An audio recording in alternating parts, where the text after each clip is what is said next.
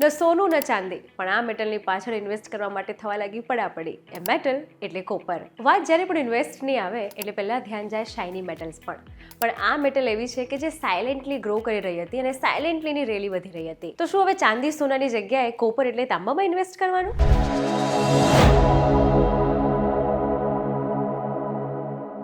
2025માં MCX પર આની કિંમત 50% જેટલી વધી ગઈ. પહેલા હતી 797 રૂપિયા, પરંતુ હાલ પર કેજીની કિંમત વધી છે 1284 રૂપિયા. આનો અર્થ એવો થાય કે જો કોપરમાં રોકાણ કર્યું હોત તો આજે એનો નફો આપણને રિટર્ન વધારે મળ્યો હોત. જે પ્રમાણે સોના અને ચાંદીની કિંમત વધી રહી છે તેમ કોપરના ભાવ વધારામાં નિફ્ટી 100, નિફ્ટી મિડ કેપ 150 અને નિફ્ટી સ્મોલ કેપ 250 જેવા મુખ્ય સ્ટોક માર્કેટની ઇન્ડેક્સની તુલનામાં પણ આ કોપર વધારે ગયું. 2025માં કોપરે સ્ટોક માર્કેટ અને અન્ય મેટલ્સ કરતાં પણ વધારે નફો આપ્યો. એવું તો શું છે આ મેટલમાં કે જેની પાછળ આટલું બધું રિટર્ન મળી રહ્યું છે? તો ચાલો જાણીએ કોપર વિશે. પહેલું છે ઇલેક્ટ્રિફિકેશન. વીજળીના વાયરિંગમાં વપરાય છે, એટલે જેટલા વધુ દેશો, ઉદ્યોગો ઇલેક્ટ્રિક વાહનો, ગ્રીન એનર્જી અને અન્ય ઇલેક્ટ્રિક ટેકનોલોજીનો ઉપયોગ કરતા વધી રહ્યા છે, એની સામે જ કોપરની માંગ વધી રહી છે. કોપર એ વીજળીના દરેક સિસ્ટમને જોડવા માટે ખૂબ જરૂરી છે. બીજું છે એઆઈ સંબંધિત જેટલી પણ ટેકનોલોજી છે તે બધાના ડેટા સેન્ટરમાં પણ કોપર ખૂબ ઉપયોગી છે. આર્થિક વૃદ્ધિ અને ઔદ્યોગિક માંગ સાથે કોપર ખૂબ જોડાયેલું છે. તેની કિંમત પર વૈશ્વિક અર્થવ્યવસ્થા, બાંધકામ, ઉત્પાદન અને એનર્જી ઇન્ડસ્ટ્રીની કામગીરીનો સીધો પ્રભાવ પડે છે. તે સોનાની જેમ સિક્યોર હેવન રોકાણ નથી કે ના ચાંદીની જેમ મિક્સ પ્રોપર્ટી ધરાવે છે, પરંતુ વધતી ઉદ્યોગોની માંગ સાથે તાંબાની કિંમત પણ જે છે તે વધી રહી છે. એટલે પ્રશ્ન થાય કે શું કરવું, તાંબામાં રોકાણ કરવું કે નહીં, અને જો રોકાણ કરવું હોય તો શું કરવું? તો ચાલો જાણીએ. કોપર ઇકોનોમી સાયકલ સાથે જોડાયેલું છે. કોપરની કિંમતો વિશ્વવ્યાપી આર્થિક વૃદ્ધિ અને ઔદ્યોગિક માંગ પર અસર કરે છે, જેના કારણે કોપર અન્ય મેટલ્સ જેમ કે સોનું, ચાંદી એની સરખામણીમાં વધારે ઉપર નીચે થઈ શકે છે.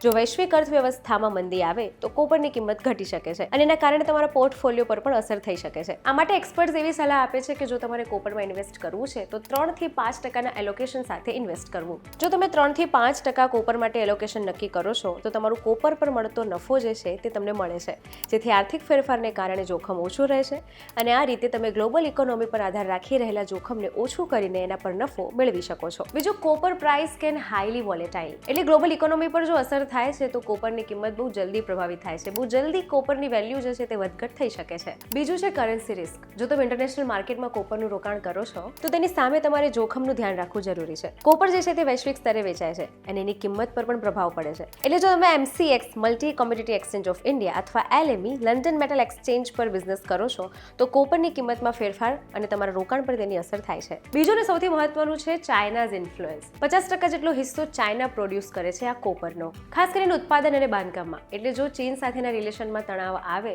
તો કોપરની માંગ પર પણ અસર થઈ શકે છે. આ એ ફેક્ટર હતા કે જો તમે કોપરમાં ઇન્વેસ્ટ કરવા માંગતા હો તો એ પહેલા જાણવા જોઈએ.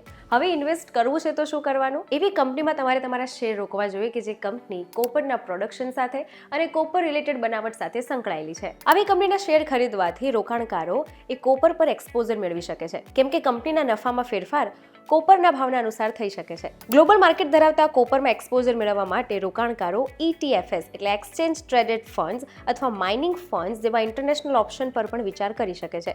આ વિકલ્પો આપે છે કોપર પર ETFs. આ ETFs અને માઇનિંગ ફંડ્સ જે છે તે કોપરના ભાવને ટ્રેક કરે છે, જેના કારણે કંપનીને જે ફાયદો નુકસાન થશે તે જ તમારા શેરને થશે. તમારું ઇન્ડિવિડ્યુઅલ નુકસાન જે છે તે તેમાં બચી શકે છે. વાત કરીએ માઇનિંગ ફંડ્સની તો આ કંપની એવામાં રોકાણ કરે છે જે કોપર અને અન્ય મેટલ્સનું ઉત્પાદન કરે છે, જે રોકાણકારોને તમામ માઇનિંગ ક્ષેત્રની કામગીરી પર પણ એક્સપોઝર આપે છે. તો આ હતી વાત કોપર મેટલની, જે સોના અને ચાંદીની વચ્ચે સાયલેન્ટલી ગ્રો કરી રહી છે અને રોકાણકારોને રિટર્ન પણ આપી રહી છે.